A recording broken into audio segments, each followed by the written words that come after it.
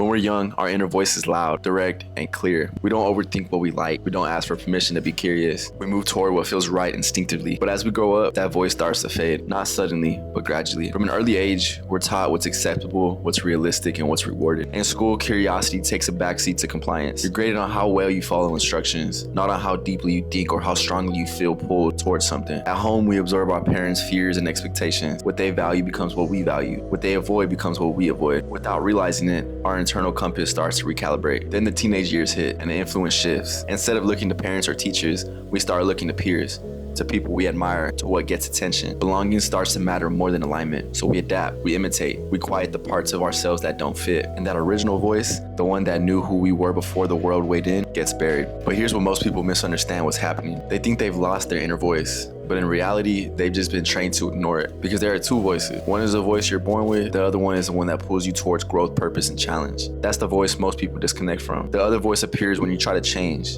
It questions you, doubts you, tells you to stay comfortable. That voice isn't intuition, it's conditioning. For me, the way back wasn't motivation. It was about building structure, raising my standards, and putting myself in environments that demanded more from me. Training, routine, learning, consistency. That's how I learned to hear that right voice again. See, I wasn't always undisciplined. I just lack standards. And today, YouTube, I just want to show you what a day looks like when you stop ignoring that inner voice and you actually build around it. Because I fell accustomed to the same stuff that I'm talking to y'all about, losing my lack of focus and losing my lack of direction and my purpose. You know, I wanted to vlog today, but I also wanted to bring y'all a very important message that has been weighing on my mind, you know, through like podcasts and just reading books and just learning and, you know, just experiences from when I started this journey of like self-growth and my business, helping other people, and really, you know, branching out from other stuff.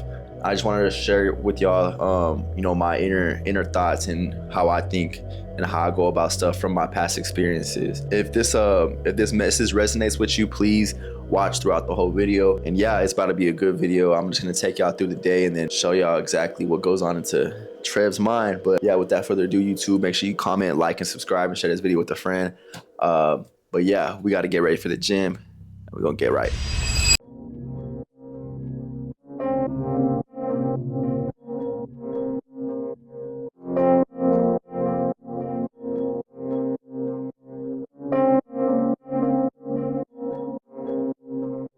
Steve, pull up on the beat, make your room shake. For me, everything changed when I committed to something physical. I've always been an athlete. Basketball gave me structure early on. Training wasn't foreign to me, but after high school, that structure faded. I drifted. I started drinking more, partying more, chasing short-term highs instead of long-term direction. I stopped asking where I was going and started doing whatever felt good in the moment. Even relationships can do that if you're not grounded. Not because they're bad, but because when you don't have standards for yourself, you outsource your direction. Temporary dopamine replaces purpose. Comfort replaces growth. Coming back to training wasn't about just getting in shape. It was about rebuilding discipline and my standards. The gym became the place where I learned how to delay gratification again, how to show up even when I didn't feel like it. That's where my standards started coming back. Once I rebuilt that physically, everything else followed. Coming back to training gave me discipline again. But what really surprised me wasn't the physical change, it was the perspective. Once you rebuild standards for yourself, you start seeing life differently. You stop making excuses for yourself and for others. Recently, that really hit me when I started working with someone who's close to me, my brother Jeff. He's 54 years old, and he still has the drive to get better. Physically, mentally, and overall just as a man. He didn't come to me to chase an unrealistic version of himself. He came to me because he wanted to rise his standards. He wanted to feel strong again, clear again, and disciplined again. And honestly, that changed how I looked at everything. Because if someone's 54 and is still willing to change themselves, then there isn't such thing as too late. There's only disconnected or committed. This is what progress actually looks like. Having the higher standards for yourself, being disciplined and consistent, not chasing motivation, but chasing standards. So instead of just talking about discipline, standards, and consistency, I'm just gonna show you what he had to say about his first week in the program. Hi, buddy.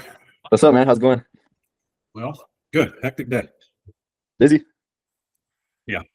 This is good. Yeah, man. So first week in the program, talk to me about everything. Well, We let me kind of tell you talked in this. between. Huh? I said we kind of talked throughout the week, but just overall recap. I feel like, Jeff, this program is also going to help you with technology. You think? I think so, man. So I went to Rocks earlier Saw that. and did my body scan. I've gained 2.2 pounds of muscle and dropped 2.5% body fat. That's freaking amazing. Workout was tough today, and I think it's mainly because my body felt drained of fuel, if that makes sense. but I liked that workout a lot. Like that was probably my favorite one so far. Shoulders and arms. Yeah, I really like that. I like the shoulders. You know, the reverse pec deck. I think you said maybe my arms were a little too bent. Yes. Okay, I don't know if I can get there from here with that machine unless I need to figure out how to get those handles further out. I don't know if you know this or not, but all that equipment's made in Italy and it's not necessarily made for big, tall people. Yeah. So you said the chair was at the lowest, right? So that's good. I checked that chair was at the lowest. Yeah. So there's the chest supported kind of portion right there. You could adjust it to where you push it back or push it front so you can have more room to extend your arms. More room to extend. Okay. Okay. I wasn't thinking about that. So I'm going to have to get further back on the seat with more chest. The chest pad as far out as it'll go to keep me back. Correct. Yeah, because that machine it's built for the rear delt fly that you did. It could be used as a pec deck, but yeah, it's mainly if you kind of feel the seat out, it's structured for you to sit that way. So yeah, just put the portion up front, and then whenever you come right here, you fully not like a slight bend, kind of like thinking of the lateral raise whenever you have a slight bend, and then you just come right here. So it puts more emphasis on the rear delt, so you're not using your arms or you're not using any other muscle group to do the movement. I mean, overall, it was a great workout. I felt really good afterwards. No, I'm glad to hear. Sorest muscle group is definitely biceps. Biceps, yeah. Yes. Congratulations, bro. I mean, 2 pounds of muscle, that's in a week is phenomenal, especially that we drop down in body fat. That's exactly what we want to do. So yeah, this week 1 did exactly what it was supposed to do. Your body adapted to the correct foods and then the proper training. So now this next week is going to be a slight increase in the output, progress in weights, and let the fat loss kind of like happen without sacrificing muscle or joints. So what I was already thinking, since you said the Stairmaster, I was going to regardless implement some cardio next week so we can hit that step number. So if you really enjoy the Stairmaster, we can keep the Stairmaster for next week. I feel like I do, and I got to be honest with you, Josh, I felt really good after I left Rocks. And here's my mindset. So I got done working out in Alice, and I know I have a window of between 30 minutes to an hour to get in a good post-workout meal, right? Some good carbs, good protein. And I kind of panicked because I had to go to Rocks and then I had to go to Walmart. So that's why I called you. I kind of panicked. That's how my mindset is right now. Like I am uber focused on when I'm supposed to eat, what I'm supposed to eat. My body was telling me I needed fuel. So I went into Rocks and I got the one protein shake they had in there, but it had caffeine in it. But whatever. I felt like I needed some protein. It didn't really have any carbs in it. And then when I was at Walmart, I got a rotisserie chicken, and I was actually eating when you texted me. I'm in the meeting right now, just trying to get in that protein and those carbs. Yeah. But that's where my mind is at right now. No, that's good. And that's just in 1 week.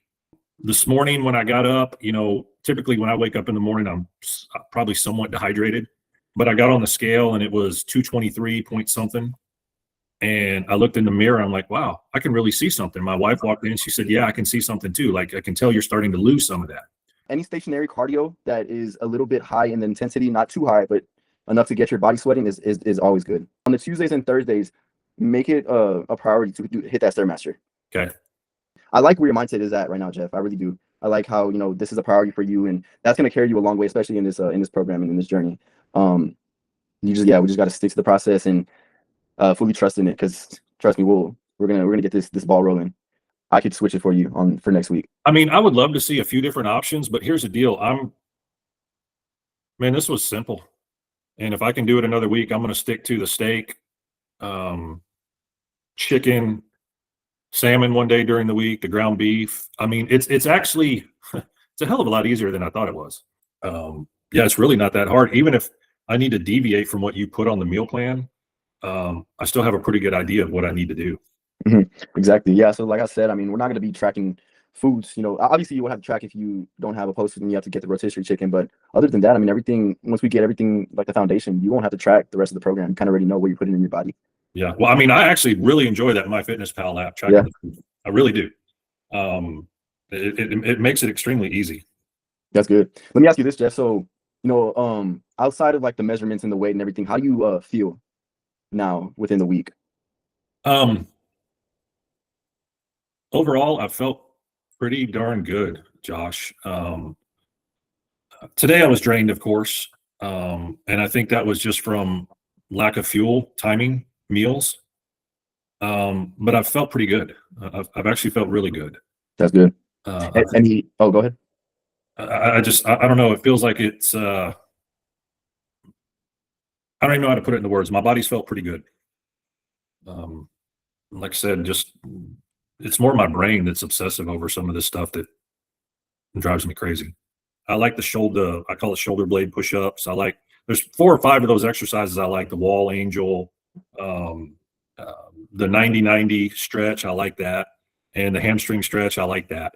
So I was also going to mention, so I have a whole library of those stretches. What I could do is add it into the program, and you can like pick and choose what you want to do. That's fine. That's fine. Like today, for example, I got to the gym and I realized my hamstrings were pretty sore. So I did that one hamstring stretch that, you sent the right way to do it. And obviously I've been doing it the wrong way all these years. Instead of your leg being straight, kind of bending your knee a little bit. Yeah, it makes a big difference. And the wall angel, holy crap. I didn't realize. I'm like, oh my God, this is ridiculous. That's pretty hard to do, to keep your lower back against the wall and do that. It makes you realize how crooked you are. So just the stretches, I would make it a priority, because those definitely added up. You'll definitely see a change, like within your posture, within your back, your spine, and everything. So if you have to like switch it around like in the evening, or like so you can do it while you're at work. I don't know if you want to stretch at work. Well, that's kind of what I was thinking, because I have so much downtime in my office and I sit on my butt 60% of the day while I'm at the office, probably 90% of the day while I'm at the office.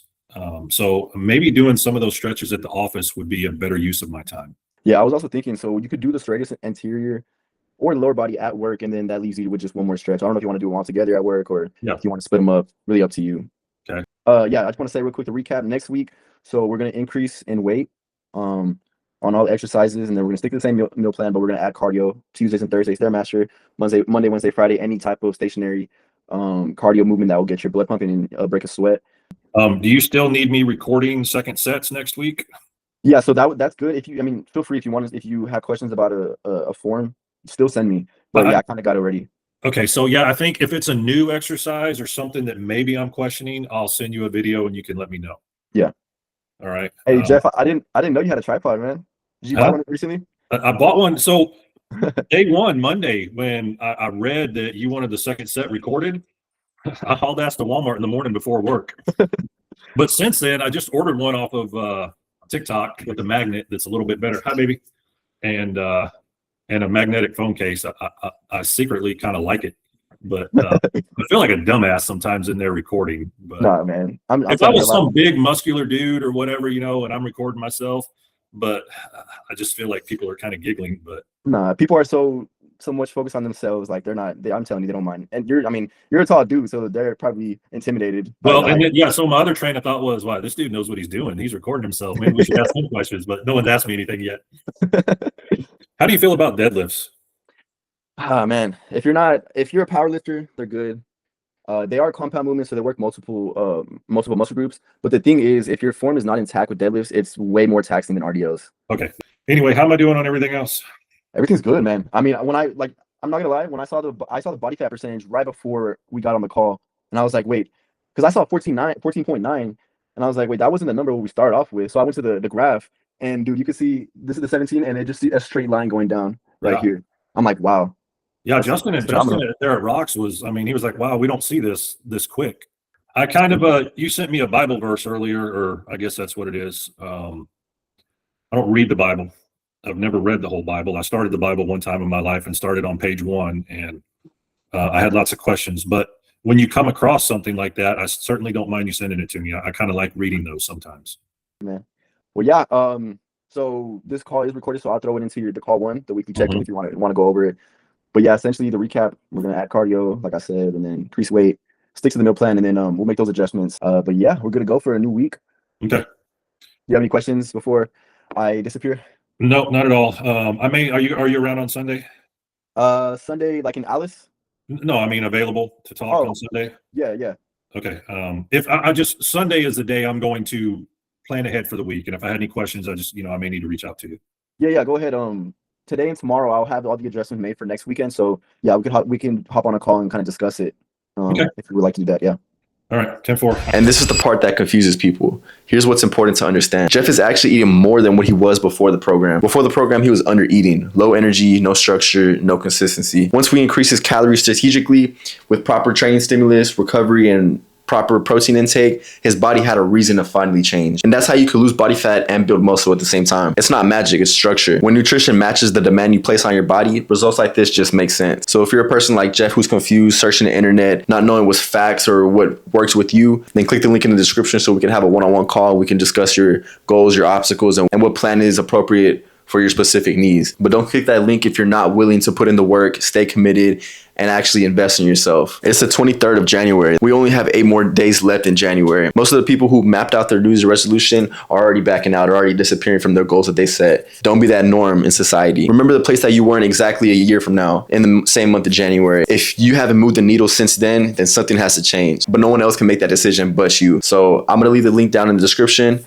And if this is something that you want to stick to, and this is something that you actually want to level up on and evolve and make that change so your New Year's resolution extends and expands and it doesn't just die out in the month of January, then you already know what to do. So you already know it's free game, and we'll see you on the next one.